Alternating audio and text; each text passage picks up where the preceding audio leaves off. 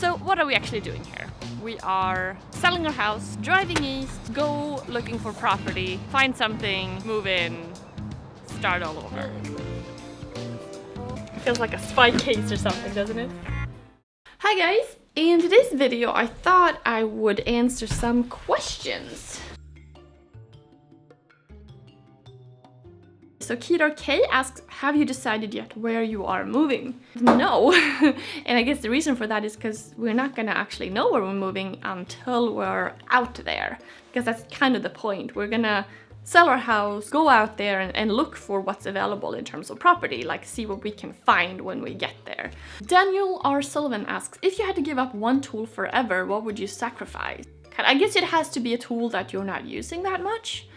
And I suppose like one tool I always disliked very much was the jigsaw, because I didn't have a very good jigsaw, so I never actually used it. Now I have a better jigsaw, but I'm still not in the habit of using it because I just like never really did it too much. So I'm gonna say the jigsaw because I don't think I would really miss it. You know, you can use a coping saw or whatever if you need to do that. Why not build your own house from scratch? Gives biggest profit if you sell it later and can make tons of vids on it. I think this is a really great question because it's something that I have been thinking about, and I really like this idea in some ways, but there are a couple of points that make me not want to go that route. Definitely. Me and Matt, we've been talking about this quite a bit. And I guess at the root of it is that it's like, what do you really want to focus on? Do we want to take a year or more of our lives and make videos about like the construction of building a house? Or do we want to make videos and focus on building other kinds of things that we can because we're in a new environment? I guess the other thing too is it's not just me and him. If it was just the two of us, then I could definitely imagine like maybe even building a tiny house here first and finding a piece of bare land and then moving out there. But it's not. It's me and August and my mother-in-law and Darwin, and all of us are doing this together. So then the question comes up, where do you live in the meantime if you were to do something like that? Do you put everybody in trailers? Do you rent a house? Do you commute to whatever place you're going? Not to mention, we don't know exactly where we're going.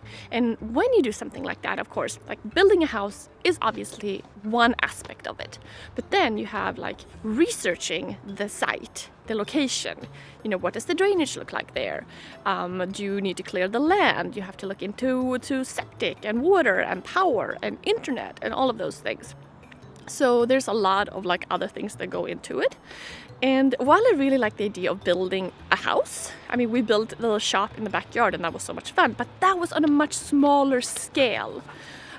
So if we were to build like a main house from scratch, you know, then we would have to hire people because you just can't do that by yourself unless you want to just take so much time doing it. We would, you know, essentially become general contractors. And while you could save money doing that, that would just take a long time. And what we really want to focus on instead is doing that, but making like smaller structures for fun. So ideally we would find a property that has a good size house, and I'm not crazy about anything like, finding my dream house or anything. I think basically anything could work, just, good general size and of course a nice piece of property. In my ideal world, we would like build these various structures on that property over time for fun to really explore different concepts. So like perhaps building a small log cabin for a small shop, or building a brick house, or maybe building something that's completely off-grid so you can really play with solar and wind and power and all that, but like on a smaller scale and where you're not like, oh, we have to move in, you're like on a rush, that kind of thing. I think that would be so much fun. And then of course build like custom furniture for each thing and really kind of play with techniques and concepts, but like to build smaller fun structures. And then I guess we just want a house now. We don't want to wait too long. But it is a very tempting idea at the same time though, because there's a lot of I agree that would be like really cool videos and you get to custom design something, so there's like a lot of fun stuff with that too. But at the same time, I think that could be quite a challenging world, especially having a young baby, and like I said, it's just not the two of us. It's a better route for us to go to find a finished house that we can remodel and then build things like build a shop or build other things that go onto that property. I guess it's all about what you actually want to focus on. Or White Oak asks, do you like humidity? Seems like North Carolina would have uncomfortable summers. And this is something that I've been thinking a lot about lately because I don't know. I have never lived in an area that has a lot of humidity. I mean, I visited, humid areas briefly, but I've never actually lived in that sense. But I really like the idea of it. I like this feeling like you're warm, like you step outside and it's actually warm and kind of humid. I like that idea, but I don't know. Do you have any projects that you wanted to take on but couldn't because of space constraints? Any that you're looking forward to? When I think about this question, I think it's like there's so many things. I mean, first of all, it's the question of just like actual space in the shop. And yeah, I mean, I would love to get into like welding and metalwork. And that kind of thing, and there just hasn't been like space for that at all, to set up like a little welding area. So I would love to do that. I would also just love to take on like a bigger project, like maybe building a boat, like a canoe or something, especially if we lived somewhere that was somewhat close to, you know, water.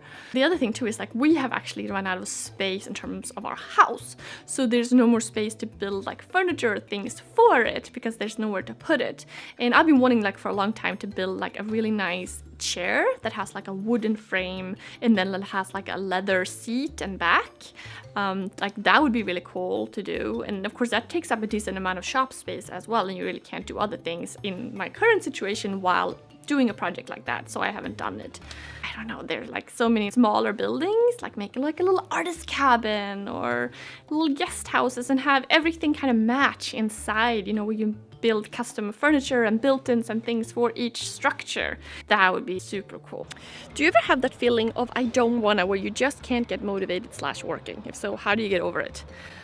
Yes, obviously I have that feeling quite a bit, and I was thinking about this question because my first initial response was like, oh yeah, that's when I like to kind of clean, or that's when I like to write lists.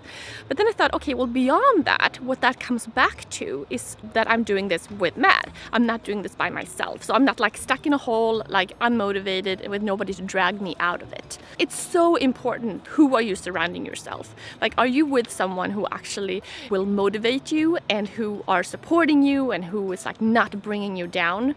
Because I think that is like such a key aspect to success. It makes me think about how people, when they're looking for a partner, they often think about love, connection, finding someone who has a good job, who has a good credit score and all that.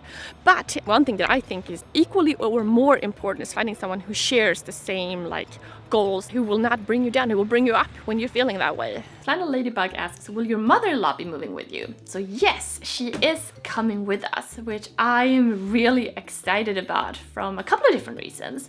First of all, I think, you know, I really just like her, so I'm really excited about it from that point of view. I also really like the idea of multi-generational living. I think that's good for everybody involved, as long as you get along. I really like the idea of August growing up with more people around him, plus she can help me take care of him while I do work. And people have asked that in the past when both me and Matt are in the videos, like, who's taking care of August? And that's her. She's over here then helping us out and taking care of him. So I think that if she is living with us too, then it can be really great for her, just, you know, pitching in a little bit here and there, where it's not like a set amount of time in the same sense. So she's coming with us, so we're like a lot of people actually going. Well, not a lot of people, but it feels like we're a pretty big group with August too. Was Darwin consulted in this decision to move? No, I'm afraid not. Although I think he will like having more space to run around, so I think in the end, I think he will approve. Alvin J. Hunt asks, what are you afraid of?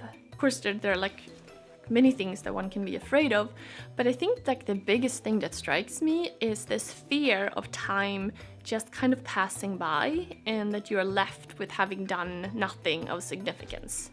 That nothing really matters that you've done, that you haven't accomplished enough, in other words. So I think that's my biggest fear. Life is just passing you by and you're not doing enough with it. North Carolina, awesome! You are going to love it here. When's the first meetup? Well, wherever we'll end up, I would like to have a meetup very soon, because I love having those. So it was so much fun having the meetup here a couple of weeks ago. It was really a great time. Really enjoyed meeting everybody who came out there. Oh, also tomorrow on Friday, June 1st at 3 p.m. Pacific time, I'm going to have another Patreon live stream hangout.